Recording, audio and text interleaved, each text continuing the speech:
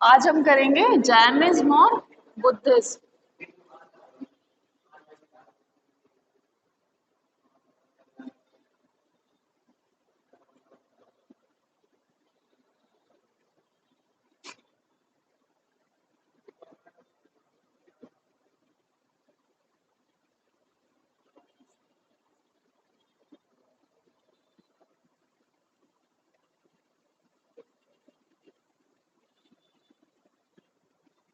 Jainism और Buddhism, देखो सारी चीजें लिंक है ना। लिंक कैसे कि तुम लोग अगर देखोगे कि हमने जब सिंधु घाटी सभ्यता का देखा था कि उसका डिक्लाइन, देन आर्यन केम, है ना। जब आर्यन आए, आर्यन फिर यहाँ पर आकर बस गए और उन्होंने अपनी एग्रीकल्चर एक्टिविटी ये सारी चीजें यहाँ पे स्टार्ट कर दी। फिर उसके बाद ऋग्वेदिक काल के बाद लेटर वैदिक काल में क्या हुआ?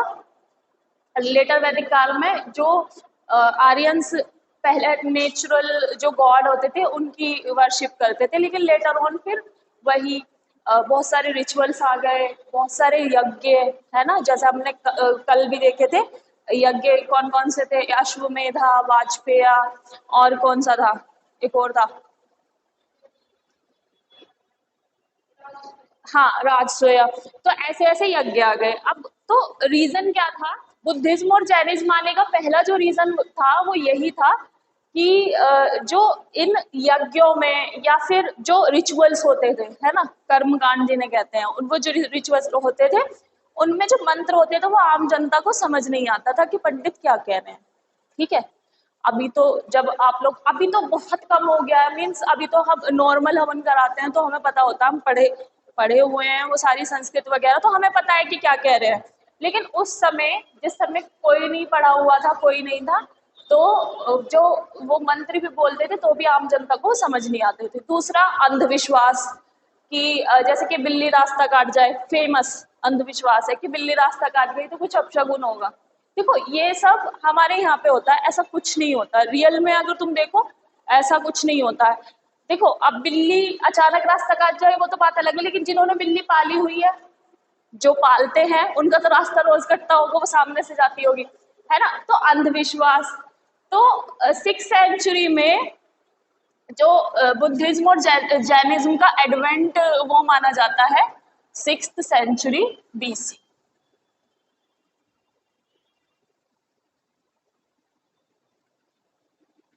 6th century BC। तो 6th सेंचुरी BC में बहुत सारे ऐसे वो आए विद्वान थिंकर्स, जैसे कि बुद्धा, महावीरा। ठीक है, मैं लिख देती हूँ बुद्धा,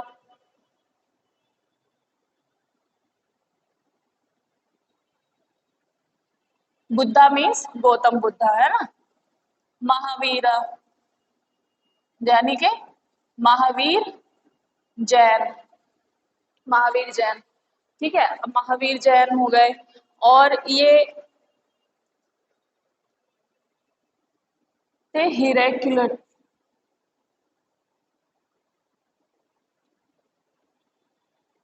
हिरेक्लिटस। ये ग्रीक थिंकर थे, जो फॉरेन थिंकर थे ना, ये वो थे। जुरास्टर,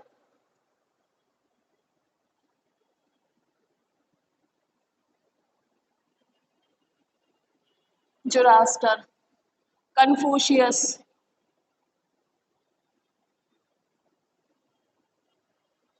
कन्फ्यूशियस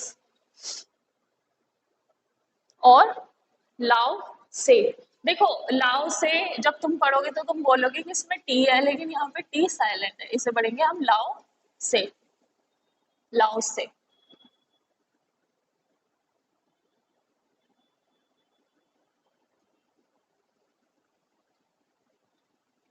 लाओ से। तो ऐसे कुछ ग्रेट थिंकर्स आए जिन्होंने फिर इन चीजों को, जो in India this enable rise of heterodox sects against the orthodox religion. ठीक है।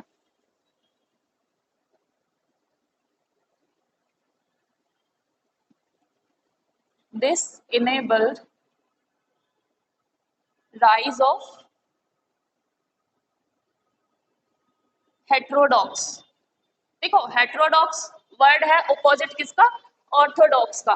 तो ऑर्थोडॉक्स तो वो होते हैं जो मीन्स कट्टरपंथी, कट्टरपंथी यानी कि अपनी जो जड़ें हैं उनसे जुड़े हुए हैं, वो कभी किसी और के बिलीफ को सही नहीं मानते, वो कहते हैं कि नहीं हमारा ही बिलीफ सही है।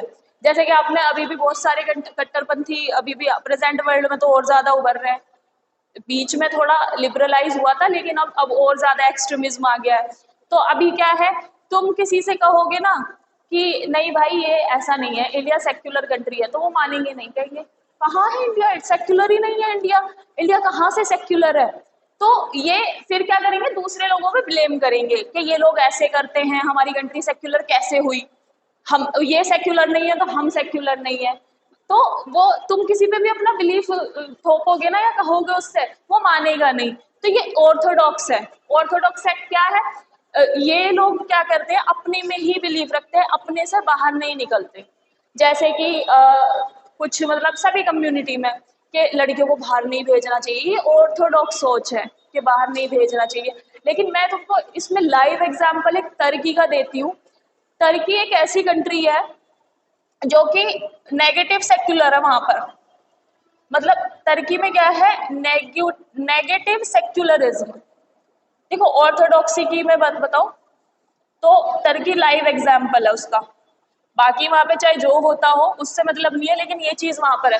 तो इस कंट्री में क्या था, ओटोमान एम्पायर का पार्ट थी ये कंट्री, मैंने बताया था तुम्हें, तुर्की का साम्राज्य जिसकी उस्मान ने नींव रखी थी और उसी के नाम पे ये ओटोमान पड़ गया था। ठीक है, तो फिर जब सेकेंड वर्ल्ड वॉर के बाद ये आजाद हुआ, नहीं फर्स्ट वर्ल्ड वॉर के बाद, फर्स्ट वर्ल्ड वॉर के बाद जब ये आजाद हुआ तुर्की, किससे, ब्रिटिशर्स ने कब्जा लिया था इसको।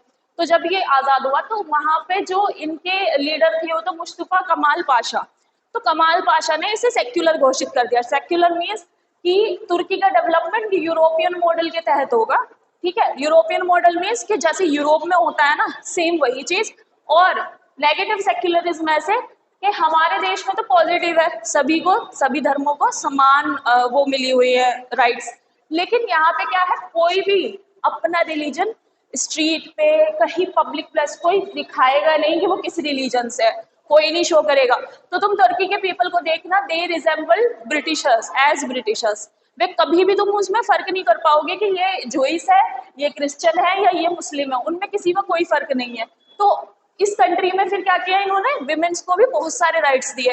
तो इस ये country one of the developed country मानी जाती है यूरोप में, यूरोप और एशिया दोनों का पार्ट है, क्योंकि इसका थोड़ा सा पार्ट इस्तांबुल, ये कुछ सिटी यूरोप में है और कुछ पार्ट एशिया में है। तो ये लाइव एग्जाम्पल है।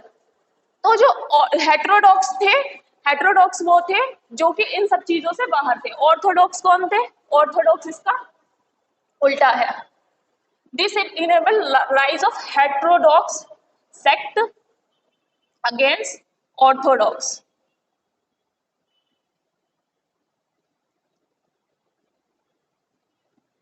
ऑर्थोडॉक्स, हेट्रोडॉक्स वे थे जो सब में बिलीव करते थे, ऑर्थोडॉक्स मीन्स कट्टरपंथी जो मानते ही नहीं थे कि नहीं ये तो हो ही नहीं सकता। सक्सेसफुल फॉर जैनिज्म, और इसमें सक्सेसफुल कौन हुआ, जैनिज्म और बुद्धिज्म। देखो वहां पे क्या था, इसका लिख लेना, जो कट्टरपंथी होते हैं, जो अपनी मानते ही नहीं किसी और की।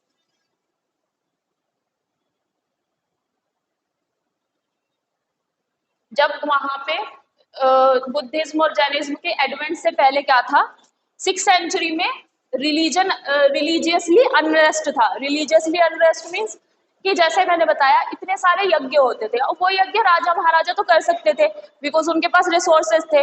उस समय तो बहुत महंगे होते थे, अब भी वैसे अगर नॉर्मल सा हवन भी करा लो तो पंडित ले जाता है पैसे बहुत सारे, है ना। तो वैसे तो कोई नहीं है, वो तो अपनी शांति के लिए सब करते हैं। लेकिन एक पहले क्या था, बहुत ज्यादा कि हॉर्स सेक्रीफाइस हो रहा है, या वाजपेयी राजसूय, ये बड़े बड़े यज्ञ होते थे। तो इनमें क्या था, ड्रेन ऑफ रिसोर्सेज होता था, लोगों के बहुत पैसे जाते थे। तो आम जनता को ये समझ नहीं आया। ठीक है, अब आम जनता, तुम्हें पता है कि फिर लोग क्या है, जो आसान होता है उसकी तरफ जाते हैं। ये तो बहुत वो है कि मुश्किल की तरफ कोई नहीं जाता, आसान जो चीजें होती है समझ में आ रही है अच्छे से इजीली, उसकी तरफ लोग भागते हैं।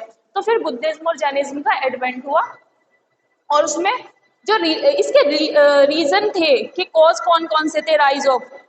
तो पहले हम इसके कॉज करेंगे, क्योंकि कॉज में ये आ जाता है लाइक कि कॉज तो मैं ऐसे ही बता रही हूँ चलो, क्योंकि लिखवाने की जरूरत नहीं कॉज तो, कि सबसे पहले तो रिलीजियस अनरेस्ट हो गया, फिर आ गया कॉम्प्लेक्स रिचुअल। रिचुअल ऐसे कॉम्प्लेक्स थे कि आम जनता को समझ नहीं आते थे, लैंग्वेज समझ नहीं आती थी कि मंत्र कौन से। सैक्रिफिशियल सेरेमनी, देखो अब राजा महाराजाओं के पास तो घोड़े हैं, वो तो हॉर्स सैक्रिफाइस अश्वमेधा कर सकते हैं, लेकिन बाकी लोगों के लिए नहीं था। दूसरा अंधविश्वास, वही बिल्ली रास्ता काट गई वाली वो वाली बात, बहुत सारे ऐसे अंधविश्वास प्रचलित थे, ठीक है। और उपनिषद, जो उपनिषद की टीचिंग है बेटा वो हाईली फिलोसफिकल है। उपनिषद जो ग्रंथ है वो इतने फिलोसफिकल है, वो आम जनता उनको पढ़ नहीं पाती, उसके सार को समझ नहीं पाती। अब जब पढ़ने लगे थे, अब प्रेजेंट में या उससे पहले जब उपनिषद लोग पढ़ने लगे तो चीजें समझ आने लगी। अब इसमें मैं तुम्हें एक बताती हूँ कहानी, तो है मैथिली शरण गुप्ता या भगवती चरण वर्मा की है प्रायश्चित। वो कहानी में ऐसे ही तुम्हें याद दिलाती हूँ, तुम्हें याद आ जाएगा। उसमें क्या रहता है कि एक एक उसकी कपल की नई नई शादी होती है, ठीक है। तो उसकी जो बीवी होती है वो अपने हस्बैंड के लिए खीर बनाती है, तो उनके यहाँ पे एक बिल्ली रहती है। अब वो बिल्ली क्या करती है, वो कुछ भी बनाती है, वो बिल्ली वो खा जाती थी, ठीक है। वो बिल्ली क्या करती थी, कहीं भी वो कितनी दूर से दूर रख दे वो सारी चीजें उसकी खा जाती थी। अब एक दिन क्या हुआ, उसने खीर बनाई, और खीर बनाने के बाद उसने वो ऊंचाई पे जो होते हैं ना छज्जे या कुछ ऐसा, उस पे उसने रख दी। अब बिल्ली ने क्या किया, छलांग मारी, खीर नीचे गिरा दी। अब उसने जो उसकी जो नई नवेली दुल्हन थी उसने उसको मारने के लिए दौड़ी, तो उसको कुछ लग गया बिल्ली को और वो वहां गिर पड़ी। अब बिल्ली का मारना अपशगुन है। अब ये देखो, बिल्ली का मारना अपशगुन है, तो उनकी जो वो थी सासू माँ, उन्होंने बुलाया कि पंडित जी को बुलाओ, इससे वो हो गया, क्या बोलते हैं, पाप हो गया, अब प्रायश्चित करो। तो उसका नाम भी प्रायश्चित ही है, प्रायश्चित नाम से है, वो छोटी सी कहानी है। तो अब प्रायश्चित हुआ, पंडित जी आए, पंडित जी कहने लगे कि आप ये तो बहुत बड़ा पाप हो गया। तो वो कहते हैं कि पंडित जी कैसे करें फिर, तो कहता है कि सोने की बिल्ली बनवाओ। ये कितने कितने सोने की, क्योंकि ये बिल्ली जितने की है इतने इतने तोले भर सोने की बनवाओ। तो ऐसे बार्गेनिंग चलती है, फिर उनके सासू माँ और पंडित की बार्गेनिंग चलती है कि पंडित जी इतने में कर लो, इतने तोले में कर लो। तो फिर वो लेस में थोड़े कम में मान जाता है। तो थोड़ी देर में ही नौकरानी भागते हुए आती है, कहती है कि बिल्ली तो उठ के भाग गई। इतना मतलब वो तुम पढ़ोगे ना तो मैं इतनी हंसी आएगी कि पूरा टाइम ये चलता रहता, पंडित जी कह रहे हैं इतने तोले की बिल्ली नहीं इतने तोले की चलेगी, और फिर अल्टीमेटली पता चलता है बिल्ली तो उठकर भाग गई। तो ये कुछ कुछ आडंबर थे, कुछ कुछ चीजें थी। दूसरा कास्ट सिस्टम, कास्ट सिस्टम बहुत ज्यादा प्रेवलेंट था, और कास्ट सिस्टम की वजह से ही जैनिज्म और बुद्धिज्म इतने पॉपुलर हुए, ठीक है। तो सबसे पहले इसमें देखो, सबसे पहले पढ़ेंगे हम जैनिज्म के बारे में, बता देती हूँ जैनिज्म के बारे में क्या है। तो जो महावीर जैन थे वो उस सेक्ट के 24वें तीर्थंकर थे। तीर्थंकर जो होते हैं जैसे कि उसी लाइन में या उसी क्लेन में वो 24वें थे, है ना। तो मोस्ट पॉपुलर महावीर जैन ही है, उनसे पहले ऋषभनाथ थे जो उनके गुरु रहे होंगे, ठीक है। तो वो एक बहुत अच्छे परिवार से थे, शादी भी हो गई, उनको एक बेटी भी थी। लेकिन बाद में जब उन्होंने देखा तो वो वर्ल्डली जो वो चीजें हैं उनसे उनका मन हट गया कि मतलब ये चीजें बिल्कुल काम की नहीं है। तो वो एस्थेटिक की तरह, तपस्वी की तरह फिर घूमने लगे। और उसके बाद आफ्टर दैट उनको जो केवल्य ज्ञान जो उनको प्राप्त हुआ, उनको फिर मतलब उनकी इंसाइट जागी कि ये चीज है, और फिर उन्होंने अपनी अपनी डॉक्ट्रिन दी और अपने सिद्धांत दिए। तो महावीर जैन के बारे में जो मतलब तुम लोगों को जानना है, एक तो ये कि वो कौन से तीर्थंकर थे, उनका जन्म कहाँ पे हुआ, उनकी माता का नाम क्या था, पिता का नाम क्या था, पत्नी, और उनका अल्टीमेटली टीचिंग क्या थी, क्योंकि टीचिंग भी पूछा जाता है। तो हम उसी से शुरू करेंगे। और हाँ, डेट इसकी याद रखना कि डेट क्या थी। फिर इसी के बारे में फिर गौतम बुद्धा के बारे में पढ़ेंगे, और ये टॉपिक आज कोशिश करेंगे कि आज ही खत्म हो जाए, ताकि मैं तुम्हें कल थोड़ा ज्योग्राफी पढ़ा सकूं। अगर आज हो गया तो ज्योग्राफी हम कल करेंगे फिर। और ज्योग्राफी में एनवायरनमेंट इंक्लूड कर देंगे, ठीक है। ज्योग्राफी के साथ ही एनवायरनमेंट रखूंगी, क्योंकि पर्यावरण वाला टॉपिक तो हमारा रह ही गया कि वो तो उसका बात ही नहीं हुई जीएस में, वो आता जीएस में ही है, उसे ज्योग्राफी के साथ इंक्लूड रखेंगे, है ना। तो सबसे पहले जैनिज्म,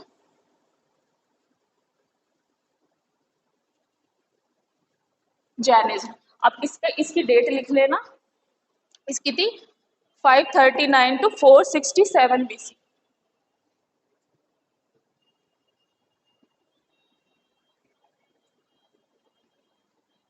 467 बीसी।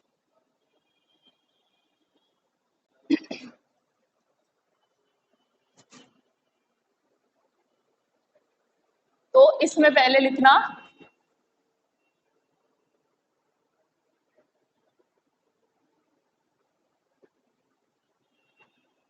24 तीर्थंकर ऑफ जैन ट्रेडिशन। जो जैन कम्युनिटी थी कि उसके वो 24वें तीर्थंकर थे।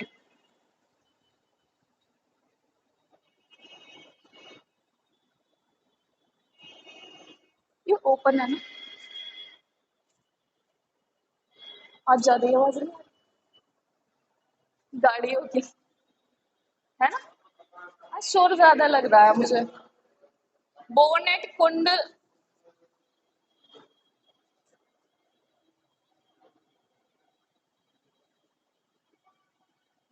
born at Kundagrama,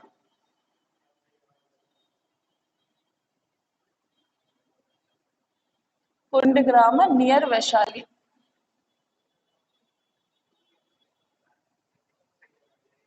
ठीक है, जन्म भी याद रखना, ये भी आता है कि महावीर जैन का जन्म कहाँ हुआ था। Born at Kundagrama near Vaishali. Third में पेरेंट्स,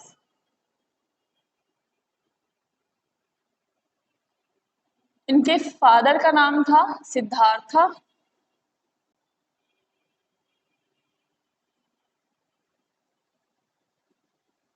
एंड मदर थी त्रिशला। मदर थी त्रिशला, ठीक है। और इनकी वाइफ का नाम था यशोदा। अब मैं ये क्यों कह रही हूँ कि तुम लोग ऐसा करो, देखो पहले तो पहले से ही सेट कर लो कि तुम चाहते क्या हो अपनी लाइफ में, ठीक है। तो जब ये क्लियर हो जाएगा ना कि व्हाट डू यू वांट, ठीक है,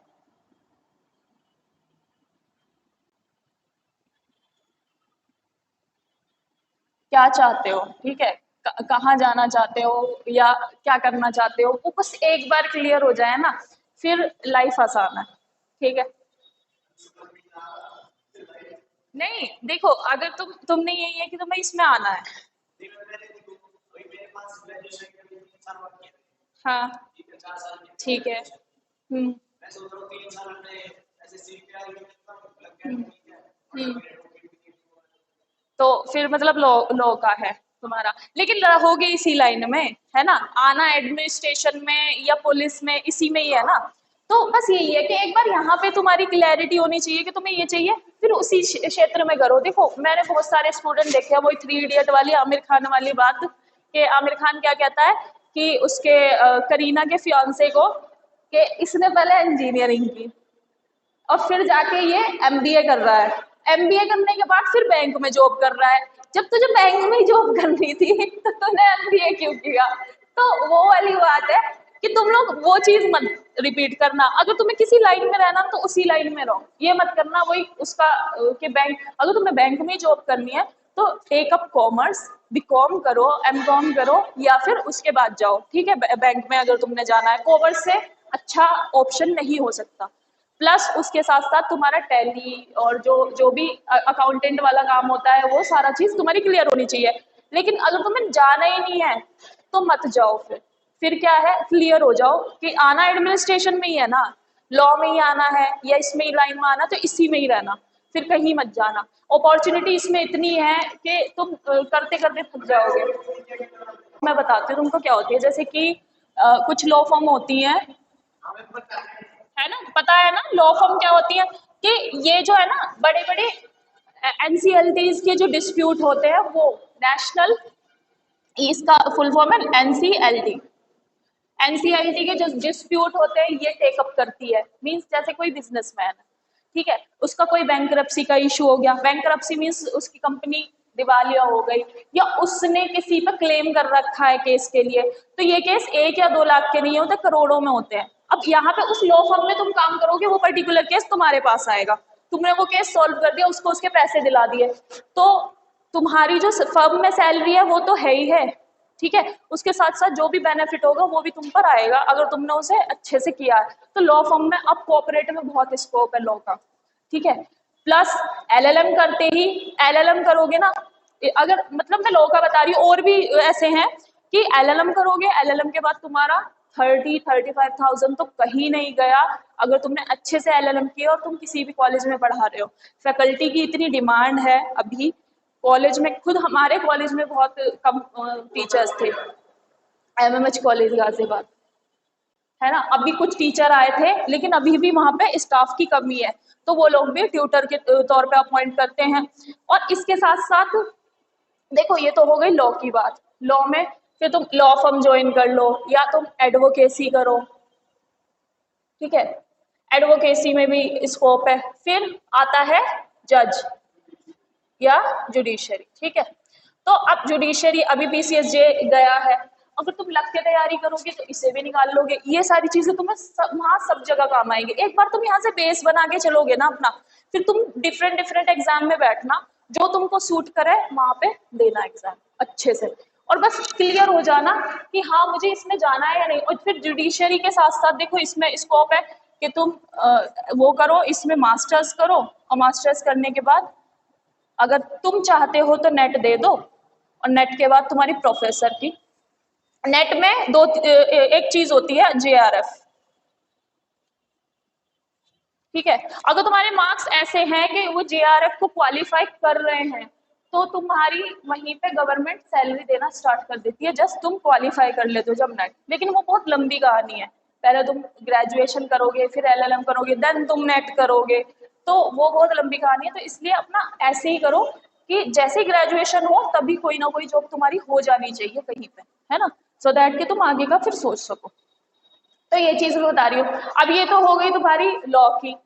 इफ समवन हु इज के हम तो भाई सिर्फ बीए ग्रेजुएट है, तो उनके लिए भी ऑप्शंस है। देखो मास्टर्स कर सकते हो, नेट के लिए अपेयर हो सकते हैं, तुम बीएड के लिए भी जा सकते हो, और साथ साथ कॉम्पिटिटिव एग्जाम में भी बैठ सकते हो, लाइक यूपीएससी, यूपीपीसीएस, ठीक है, सभी में तुम लोग अपना हाथ आजमा सकते हो। ऐसा नहीं है कि तुम्हें कोई रोक देगा कि ये वाला मत दो, ये वाला मत दो। क्वालिफिकेशन पूरी है, ग्रेजुएट हो तो तुम सारे दो, यूपीएसआई भी देना, यूपीपीसीएस भी देना, और आगे चल के यूपीएससी भी देना, एटलीस्ट बैठना तो सही एग्जाम में।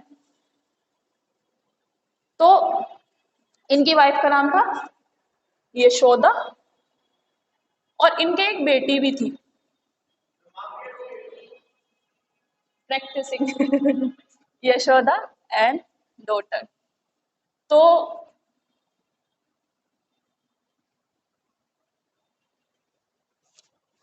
इनकी डॉटर थी यशोदा।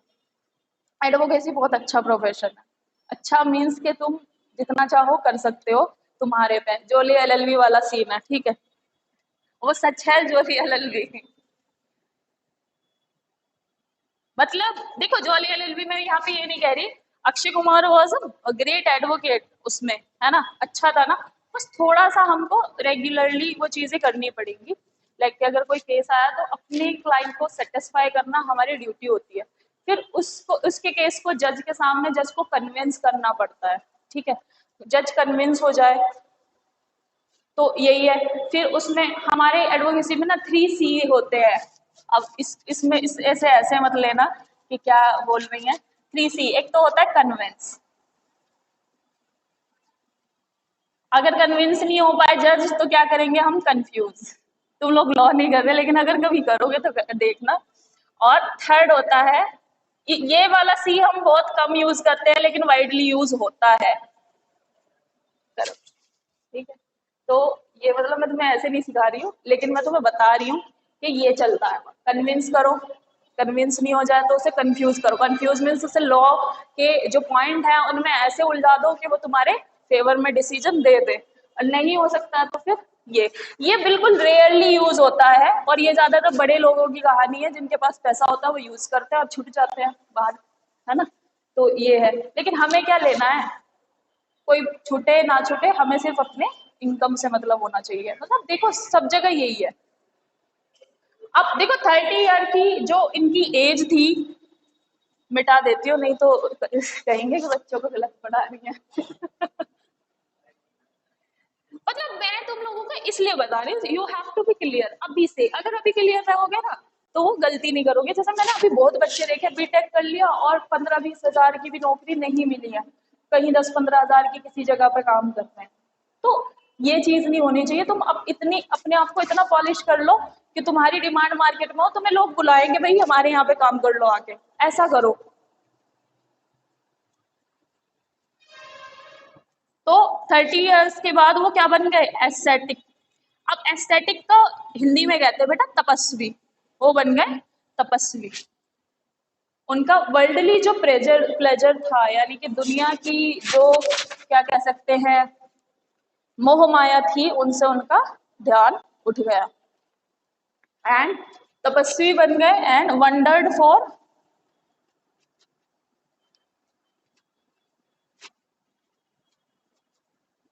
For 12 years. और 12 साल तक वो ऐसे ही यहाँ वहां सिर्फ घूमते रहे, ठीक है। 12 साल तक उनका यही चलता रहा, और 13 ईयर्स में 13th ईयर में उनको क्या हुआ, ज्ञान प्राप्त हुआ, जिसको क्या कहते हैं, highly spiritual knowledge called Kewalya ज्ञान। हाईली स्पिरिचुअल नॉलेज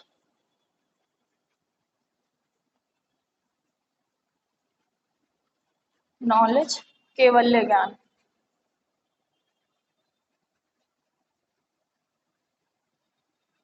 केवल्य, देखो इंग्लिश में ज्ञान अलग से लिखा जाता है, कुछ हिंदी में भी उसको कोई कुछ लोग जनान बोलते हैं, बट हम लोग ज्ञान बोलते हैं। बट तुमने देखा होगा हमारी हिंदी की टीचर इसे जान पढ़ती थी, जान, क्योंकि ये ज, य और ना से बना है, और हम इसे ज्ञान पढ़ते हैं, ठीक है। तो वो भी प्रोनाउंसिएशन सही है, हमारा भी ठीक है। और इसके बाद जो महावीर थे, इसके केवल्य ज्ञान के बाद, केवल्य ज्ञान लिखने लेना कि कौन सा जो ज्ञान उनका प्राप्त हुआ था, उसका नाम था केवल्य ज्ञान। इसको मैं लिख देती हूँ, केवल्य ज्ञान, ये प्राप्त हुआ। इसके बाद ये क्या कहलाए, आफ्टर दैट इनको क्या कहलाए ये, after that he known as Jina. और इनको फॉलो करने वाले क्या कहलाए, जैन, है ना। तो जीना वर्ड से ही बेटा जैन वर्ड बना है। जीना मीन्स जिसको केवल्य ज्ञान प्राप्त हुआ, जिसको हाईली स्पिरिचुअल नॉलेज प्राप्त हुई, उसको कहेंगे जिना, ठीक है। उसके बाद वो कहलाए महावीर और जैन। और उनके फॉलोअर्स जो थे, महावीर जैन के जो फॉलोअर्स थे,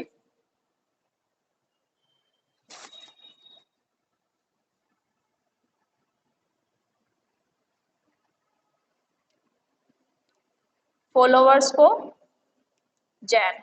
अब ये बताओ, जैन सबसे ज्यादा हमारे यहाँ पे जैन कम्युनिटी क्या करती है, मतलब उनका प्रोफेशन क्या है, पता है तुमको, है बिजनेस। अब उसका रीजन बताती हूँ तुम लोगों को कि most of the Jain community why they do business only, ठीक है। अब उन्होंने 30 ईयर्स तक अपनी जो ये नॉलेज थी ये प्रीच की अबाउट, फिर 30 years he preached, preach means उपदेश दिए, अपनी नॉलेज का प्रचार किया,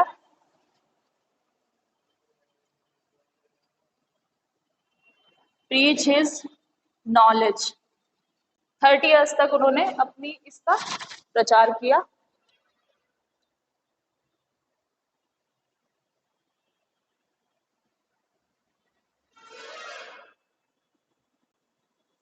और at the 72 years of age he died, और उसके बाद उनकी मृत्यु हो गई 72 ईयर्स में।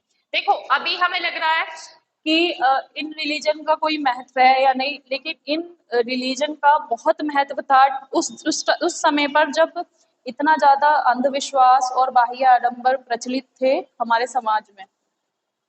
पहले टीचिंग्स पढ़ रहे थे, उन्होंने कौन कौन सी टीचिंग्स दी थी?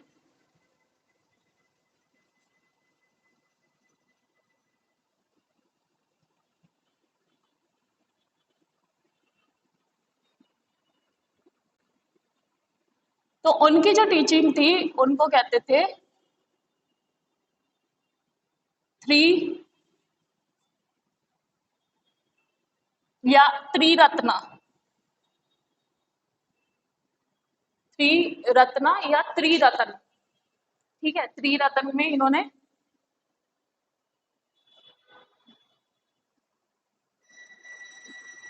त्रिरत्न, या ब्रैकेट में लिख लेना त्रिरत्न।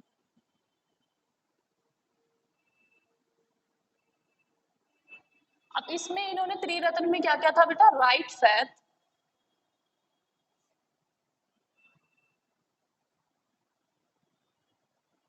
Right knowledge,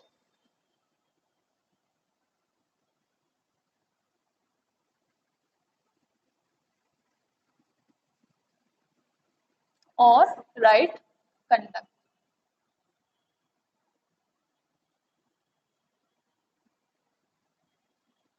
right conduct. तो राइट फेथ में इन्होंने कहा था कि सही चीज पर विश्वास करो, मतलब जो रियल चीज है उस पर विश्वास करो। रियल मीन्स कि इन्होंने सीधे सीधे ये कहा था कि गॉड एग्जिस्ट नहीं करता। ठीक है, जो इस वर्ल्ड का क्रिएटर है वो कोई नहीं है। ठीक है, nature itself is a creator. ठीक है, वैसे किसी पर्टिकुलर कोई पर्सन नहीं है जिसने इस वर्ल्ड को बनाया है। तो उन्होंने कहा था कि इस चीज में विश्वास रखो, राइट फेथ। जैसे कि लोगों का उस समय बिलीफ क्या था? अलग अलग तरह के बिलीव, और वो अलग अलग गॉड को वर्शिप करते थे। उन्होंने फिर कहा right knowledge. Knowledge means knowledge होनी चाहिए केवल ज्ञान की, यानी कि तुम्हें ये पता होना चाहिए कि ये सब जो है जिसको तुम मान रहे हो गॉड नहीं है। ठीक है, right fact, right knowledge. Right fact मतलब तुम्हारा विश्वास सही चीजों में होना चाहिए, है ना। Right knowledge means no god exist in this world, और राइट कंडक्ट मीन्स कि अपने कंडक्ट को, अपने चरित्र को सही रखना। अब इसमें राइट कंडक्ट में इन्होंने 5 वो वोज दिलाई थी। अब ये कौन सी 5 वोज थी? 5 वोज। वोज मीन्स शपथ, है ना। 5 शपथ। राइट कंडक्ट में आपको 5 शपथ लेनी पड़ती है according to Jain tradition. Not to injure life, सबसे पहले नॉट टू इंजर लाइफ, ये भी आ जाता है not to injure life.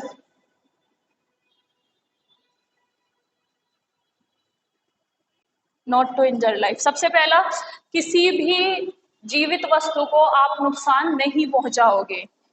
Not to lie, झूठ नहीं बोलना।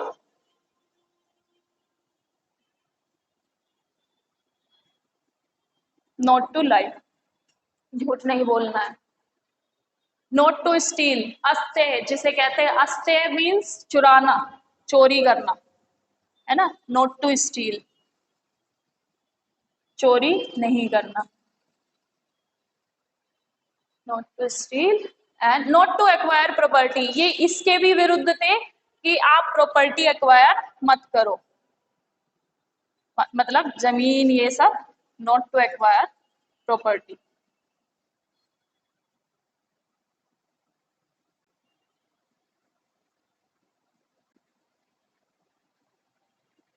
Not to acquire property. और 5, not to lead immoral life. Immoral life means जिस लाइफ का कोई पर्पस नहीं है, जिस लाइफ का कोई मोरल नहीं है पीछे, not to live immoral life, ऐसी लाइफ नहीं जीनी।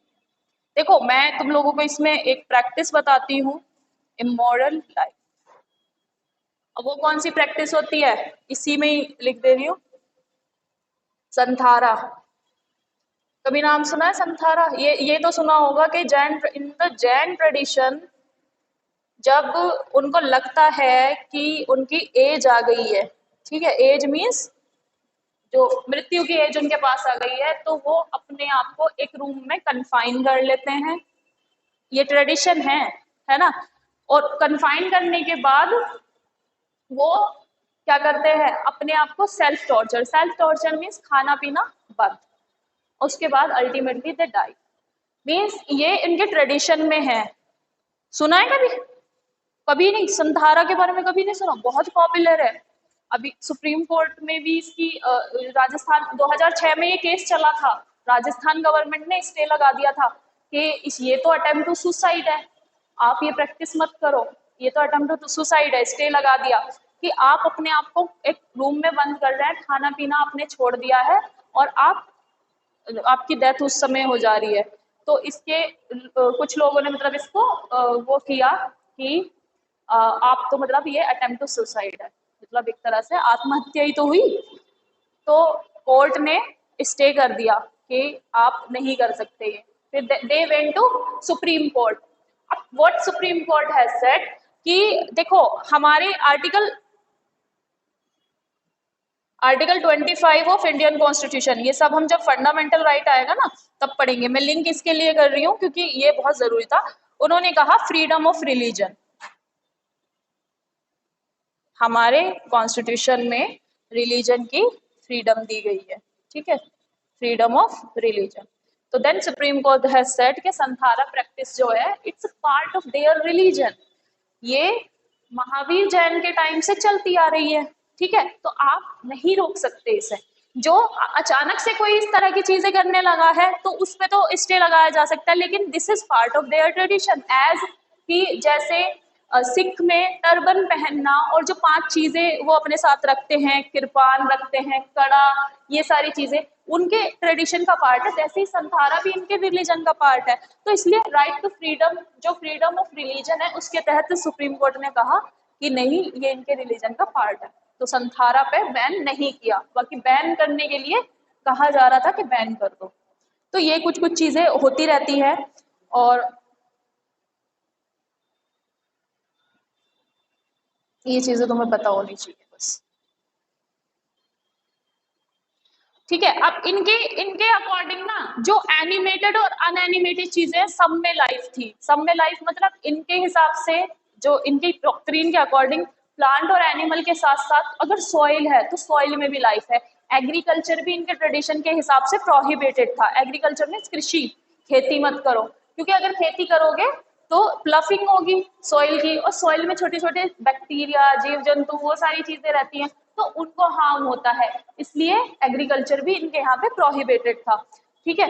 अब उसके बाद स्प्रेड, मतलब ये कहाँ कहाँ स्प्रेड हुआ, किस किस ने माना। तो जैसे मैंने पहले ही बताया, चंद्रगुप्त मौर्य इनके समय के थे, ये इनके काउंटर पार्ट है। काउंटर पार्ट ऐसे थे समकालीन, जैसे उसी समय में ये भी थे और चंद्रगुप्त मौर्य का साम्राज्य भी उसी समय में था, ठीक है। तो इनकी टीचिंग कहाँ कहाँ, अब इनकी स्प्रेड देखेंगे, ये जैन ट्रेडिशन कहाँ कहाँ तक फैला। अब ये देखना, जैन जो है मोस्टली क्या है, बिजनेसमैन, है ना। मर्चेंट क्लास जो है हमारी मेनली कहाँ रहते हैं, राजस्थान, गुजरात और वेस्ट में मीन्स कर्नाटका, जो हमारा वेस्टर्न पार्ट है इंडिया का, वहां के जो मर्चेंट क्लास है दे आर मेनली जैन। उसके पीछे रीजन है कि वेस्टर्न पार्ट में ज्यादातर जैन क्यों है। हाँ, हालांकि ऐसा नहीं है, सब जगह है, बट मोस्टली जो एक मैं बता रही हूँ वो। देखो अब इसका देखना, स्प्रेड, स्प्रेड मीन्स कि प्रचार, कहाँ कहाँ तक ये ट्रेडिशन गया। तो इसमें जो वो होता था ना, जैसे सबकी एक वो होती है मीटिंग पॉइंट, या फिर जहां पर वो लोग अपनी बातें रखते हैं, तो कुछ नाम रखते हैं ना ऑर्गेनाइजेशन का। तो इन्होंने ऑर्गेनाइज की क्या, संघ, दे ऑर्गेनाइज्ड संघ,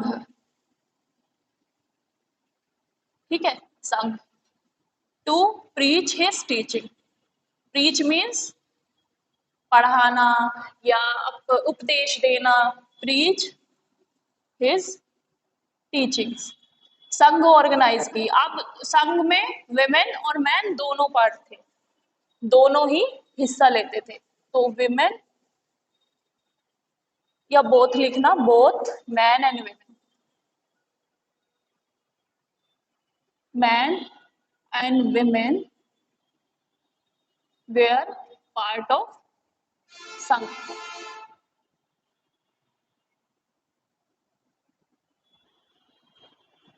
पार्ट ऑफ संघ।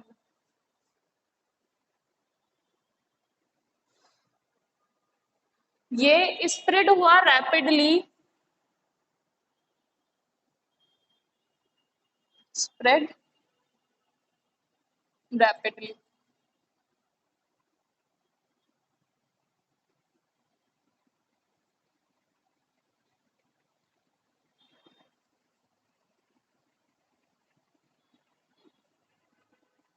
Western India and Karnataka. Karnataka is also part of Western India, but it lies in southern part somewhere. देखो इस पार्ट में है ना, ये महाराष्ट्र, गुजरात, महाराष्ट्र, कर्नाटका, ये पूरा वेस्टर्न पार्ट में ये इसकी टीचिंग प्रचारित होने लगी। अब इसमें क्या था, चंद्रगुप्त मौर्य, खारवेल ऑफ कलिंग और royal dynasty of south India, Gangas और कदम्ब और चालुक्य और राष्ट्रकूट। किस किस के टाइम पे था जैन ट्रेडिशन? एक तो one and only Chandragupta Maurya. Chandragupta Maurya was the famous ruler of Magadha empire, ठीक है, और सबसे माइटी एम्पायर था चंद्रगुप्त मौर्य। खारवेल ऑफ कलिंग, देखो खारवेल ये इनकी डायनेस्टी का नाम है। कलिंग, कलिंग कौन सी जगह है अभी प्रेजेंट में? कलिंग किसको कहते हैं? देखो जो ये है ना उड़ीसा, ये कलिंग था, ठीक है, इसे कलिंग कहते थे उड़ीसा। तो खारवेल ऑफ कलिंग, यहाँ के जो खारवेल थे वो, एंड रॉयल डायनेस्टी।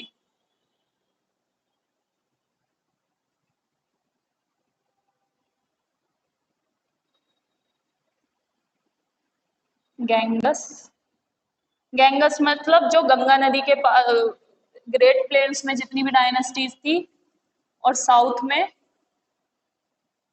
राष्ट्रकूट और कदम।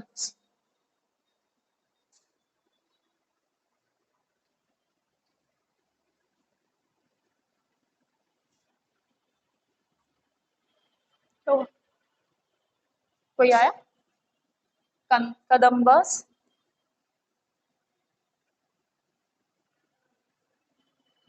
चालुक्यास और राष्ट्रकूट।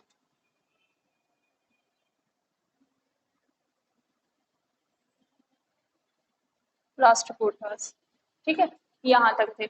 अब यहाँ पर अच्छा, फिर वही है कि जब कोई रिलीजन आता है उसके बाद उसका स्प्रेड हो जाता है। स्प्रेड होने के बाद वो कुछ कुछ डिविजन्स क्रिएट होने लगते हैं।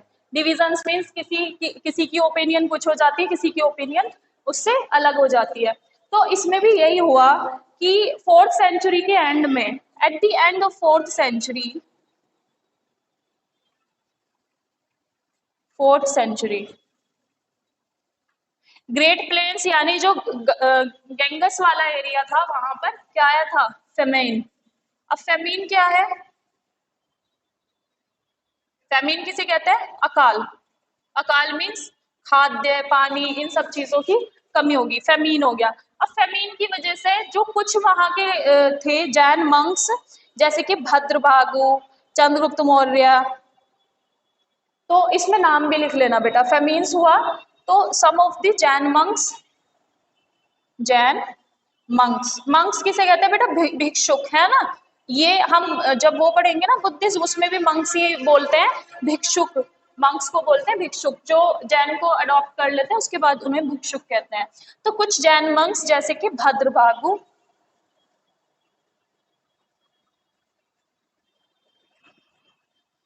भद्रभागु और चंद्रगुप्त मौर्य। ये कहाँ पर आए? Shravana Belagola in Karnataka.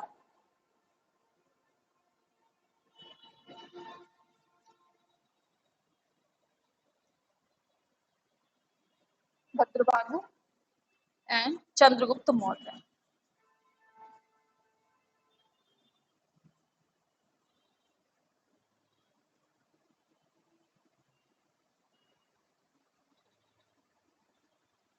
Came to Shravana Belagola.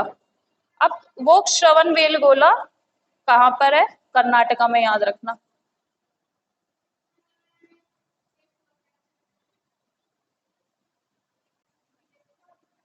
अब यही यही स्प्लिट था इनके बीच में। स्प्लिट मींस यहीं से जो इनकी वो संघ था उसमें एक तरह से रिफ्ट क्रिएट हो गई है ना, ये दो विभागों में टूट गया। अब कौन, ये तो आ गए थे भद्रभागु के साथ में चंद्रगुप्त मौर्य श्रवण बेलगोला, लेकिन वहां पे रुका कौन? फेमेन के बाद जो यहाँ पे रुका था, who state back? State back कौन था? ये था स्थूल बाहु। स्थूल बाहु वहीं रुका, वहां पे फेमेन आ गया तो ये लोग तो आ गए इधर कर्नाटका, लेकिन वो वहीं रुक गया। इसी वजह से इनमें रिफ्ट क्रिएट हो गई और ये दो भागों में विभाजित हो गया। कौन कौन से में? स्थूल बाहु ने जैन मंक्स का कोड ऑफ कंडक्ट जो है वो चेंज कर दिया। देखो ऐसे होता है ना, लाइक कि किसी भी रिलीजन में क्या होता है, दो अलग अलग होते हैं। जैसे कि इन मुस्लिम्स में बता रही हूँ तुम लोगों को, ऐसे होता है बरेलवी और देवबंदी। तो what Barelvi and Deobandi is, जो बरेलवी होते हैं they believe in god as well as जो प्रीचर है उनके। प्रीचर मीन्स लाइक पीर पैगंबर, दरगाह पे वो लोग जाते हैं, that is Barelvi. But Deobandi says कि no, there is only one god, that is Allah, and respective of this कुछ एग्जिस्ट नहीं करता दुनिया में। ठीक है, वो कहते हैं कि सिर्फ ओनली अल्लाह है and nothing more than that, तो उससे ज्यादा और कुछ नहीं है। तो देवबंदी, ऐसे ही इसमें भी एक रिफ्ट क्रिएट हो गई। क्या क्या हो गया? तो जो स्थूल बाहु जब रुका ना तो उसने जैन सेक्ट दो भागों में विभाजित हो गया। एक था, ये एंड है हमारे इस लेक्चर का, दिगंबर, दिगंबर और श्वेतांबर।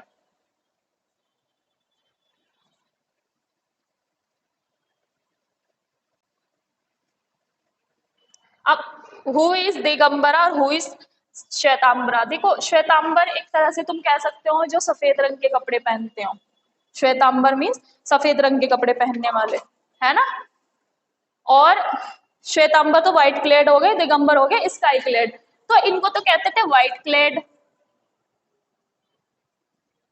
व्हाइट क्लेड, और इनको कहते थे स्काई क्लेड। अब इन्हें स्काई क्लेड क्यों कहते थे? क्योंकि तुमने जैन में देखा होगा, this is part of their religion. वो दो सेक्ट है, कुछ फॉलोवर है Digambar, sky clad means they won't wear cloth, या इसमें तुम यहाँ पे भी लिख सकते हो नेक्ड, वो कपड़े नहीं पहनते। ठीक है, और बहुत सारे सेल्फ टॉर्चर इसमें होते हैं। ठीक है, वो कपड़े नहीं पहनते। स्काई क्लेड, क्लेड क्लेड, ठीक है, यानी कि आसमान के जैसे। आसमान के जैसे मतलब खाली, खाली मीन्स कि दे आर नेक्ड, वो कपड़े धारण नहीं करते, वस्त्र धारण नहीं करते। और श्वेतांबर कौन से हो गए? व्हाइट क्लेड, वो सिर्फ सफेद रंग के कपड़े ही पहनते हैं। तो दो डिवीजन है महावीर जैन की। तो दिस इज दिस, बस इतना था। और इसमें क्या है, इनकी दो काउंसिल हुई हैं। एक फर्स्ट जैन काउंसिल हुई है पाटलिपुत्रा में, जो कि स्थूल बाहु ने वो की थी। देखो काउंसिल, काउंसिल पे भी क्वेश्चन आते हैं तो इसलिए मैं लिख देती हूँ। फर्स्ट काउंसिल, काउंसिल मीन्स जो इनकी परिषदीय बैठक जो होती थी वो first council, that is Pataliputra में हुई थी और स्थूल बाहु में। स्थूल बाहु ने इसका संचालन किया था, पाटलिपुत्रा। और किसके अंदर हुई थी? स्थूल बाहु के। इस पे भी क्वेश्चन आता है कि काउंसिल कौन कौन सी हुई थी, कौन सी सेंचुरी में हुई थी, और कौन सी सेंचुरी में हुई थी? ये थर्ड सेंचुरी। ठीक है, 3rd सेंचुरी में ही हुई थी। और सेकंड जैन काउंसिल, 2 ही काउंसिल हुई थी, सेकंड हुई थी वल्लभी में 5th सेंचुरी में, सेकंड थी Vallabhi 5th century, 5th century. और यहीं पे जो तुमने कभी सुना भी होगा, पढ़ा भी होगा कि इसमें ही 12 अंग, इसका कंपाइलेशन हुआ था। इस ग्रंथ का जो कंपाइलेशन है, मतलब ये कंपाइल हो गई थी, पूर्ण रूप से तैयार हो गई थी ये 12 अंग, इनकी जो किताब है ना। जैसे कि इसमें बुद्धिज्म में हम पढ़ेंगे क्या होती है, त्रिपिटक। त्रिपिटक का नाम सुना है? विनय पत्रिका, त्रिपिटक, त्रिपिटक तो सुना होगा। इनकी जो ग्रंथ है इनका नाम है त्रिपिटक, है ना। तो त्रिपिटक है, जैसे इनमें ऐसे ही इसमें ये था, ठीक है। हाँ, तो मर्चेंट क्लास के बारे में मैं तुम लोगों को बता रही थी कि ये क्या थे मर्चेंट क्लास, मैं इसलिए बता रही हूँ। देखो, अब जैन ट्रेडिशन में क्योंकि एग्रीकल्चर प्रोहिबिटेड है, वो सभी चीजों में जीव मानते हैं कि सभी चीजों में जान है, वो किसी को हानि नहीं पहुंचाना चाहते, इसलिए जो मर्चेंट क्लास थी इन इंडिया, उन्होंने जैन जो धर्म था वो अपनाया, ठीक है। क्यों? क्योंकि दे वॉन्ट हार्म समवन, तो बिजनेस करेंगे तो किसी को हार्म नहीं होगा, एग्रीकल्चर करेंगे तो हार्म होगा, तो इसलिए उन्होंने एग्रीकल्चर नहीं अपनाया, इसके बदले उन्होंने ट्रेड अपनाया। तो मर्चेंट क्लास जो बनिया क्लास है, या फिर जो ये है क्या बोलते हैं सेठ, ये वगैरह, तो ये सब क्या है, इन्होंने जैन धर्म अपनाया। उसका रीजन यही है कि ये किसी को हानि नहीं पहुंचाना चाहते थे, इसलिए बिजनेस करेंगे तो इनके धर्म को भी कोई किसी तरह की ठेस नहीं पहुंचेगी। तो वो एक रीजन था ये, है ना।